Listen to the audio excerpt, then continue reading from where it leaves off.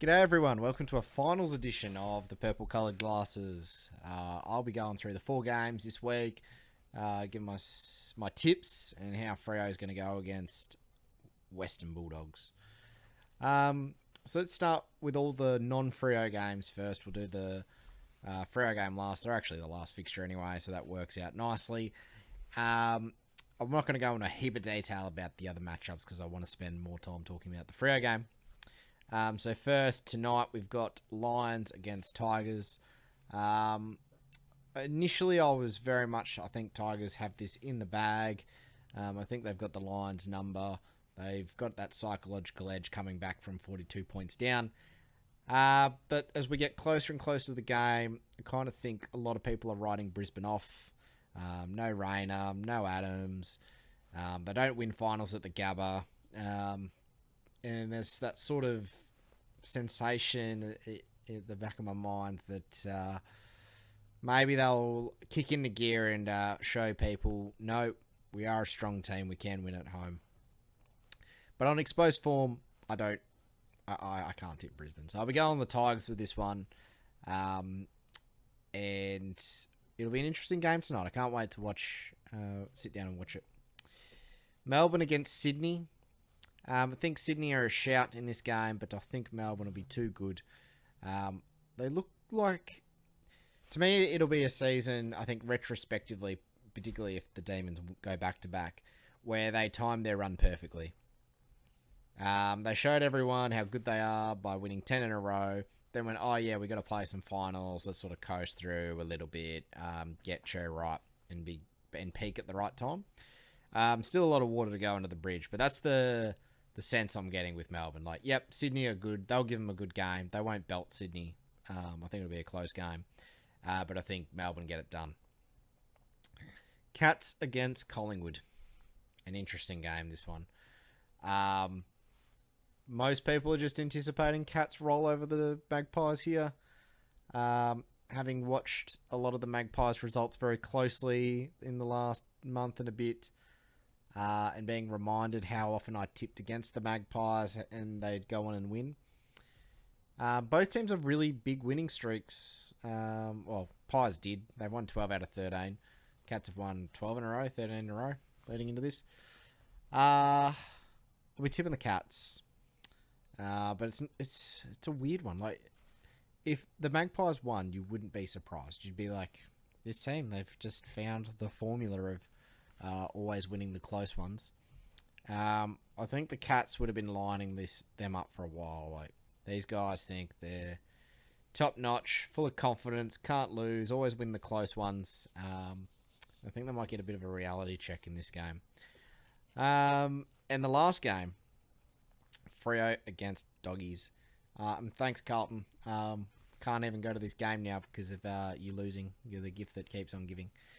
Due to some prior commitments on the Saturday night, I will not be going to the elimination final. I could have gone to a home semi or a home prelim, but that's all right. We'll watch them from afar. Really, we should get up and win this one by a fair margin, 30, 40 points. And I'm saying that more from a history of this matchup, 5th against 8th, not from the way the teams are actually set up to go this year. But outside of a couple of exceptions, Collingwood coming over and beating West Coast by a point, I think it was.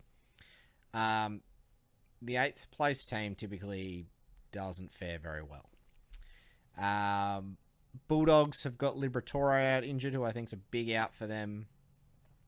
Down back, I still think they've got some issues. There's a lot of talk about Sam Darcy saving the day. I think it's a big ask on a 5th gamer. Oh, go down back and take 8 intercept marks, and also can you go up forward and help out Norton and Ugle-Hagan and kick a couple of goals? It's way too much to ask. He's a talented player. He definitely will be a really, really good star player for them, I think, over the next 100, 200 games. But you got to remember, he's still quite raw. Finals intensity, be a packed house. We're getting a bit nervous about Freo. Our record at home for the big occasion games isn't great in recent times. And the Dogs certainly have the history of coming over to Perth and spoiling the party. So I don't think they'll have any fears. Someone mentioned to me, the psychological damage of Optus Stadium, and I was like, but they knocked off the Eagles in 16, but they might have been still at Subi. I think it might have still been at Subi. But yeah, they think there's some psychological damage from losing the granny here last year, but yeah, I don't really buy into that. For Freo, we've lost Fife. Not the worst injury in the world. How do I put this in a nice way? The team's probably been built around Fife in previous years, and this year it's been more about how do we fit Fife into the team. And he has been adding something, but it's not like he's been our top 10 contributor on the pitch. Like, I'd be more worried if we lost Alex Pearce, Sean Darcy, Andrew Brayshaw, even like Roy Lobb, just for our tall forward structure. So that's why my mind's... I'm not more... Libra is a much bigger loss than Fife is.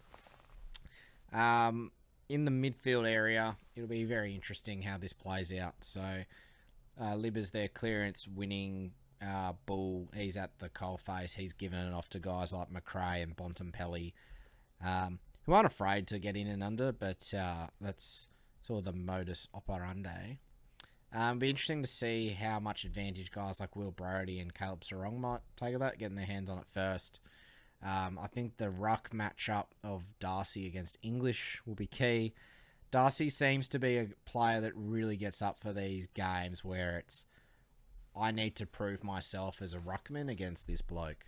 So games against like Melbourne against Max Gawn, games against Nick Natanui, games against Tim English, where there's a lot of chat about who's going to be the dominant ruck.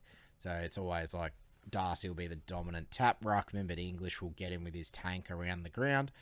And I think last game we played, English did get forward early and kick a goal. But then Darcy really kicked into gear, and he can do this in games where they're getting the better of him a bit early on, and I think he really worked English into the ground, and it was probably a bit harsh, but he shaded the matchup, I think, against English. It was about a 60-40, 70-30 type game. He didn't absolutely dominate him, but he's really got him, I think, in the centre bounces around the ground ruck work. So if he can just get forward, chip in with a goal or two, and rely on guys like Cox or Luke Ryan to help him out down back when English floats forward, I think he can be a big deciding factor in this game. Need some big midfield performances from Sarong, Brayshaw, Brodie. I think Mundy just needs to keep doing his thing he's always been doing. And I think it'll be good to have him around the group and just keep everyone calm. I like the way Caleb Sarong's talking. People sort of like, oh, they're already thinking about, winning every game. Focus on this one first. I think it's important to have belief. There's 8 teams that play finals.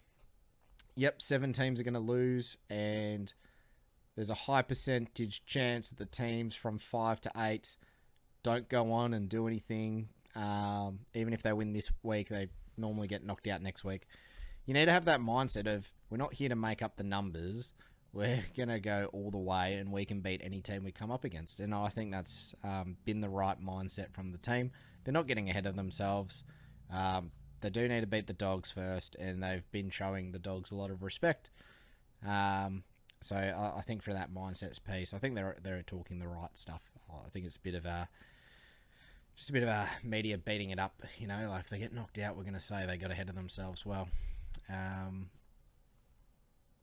if you're only going to try, if you finish top 4 or top 2, if you're a WA team, because no team wins travelling 3 times, then may as well not play any of the games and just award the flag to Melbourne or Geelong now.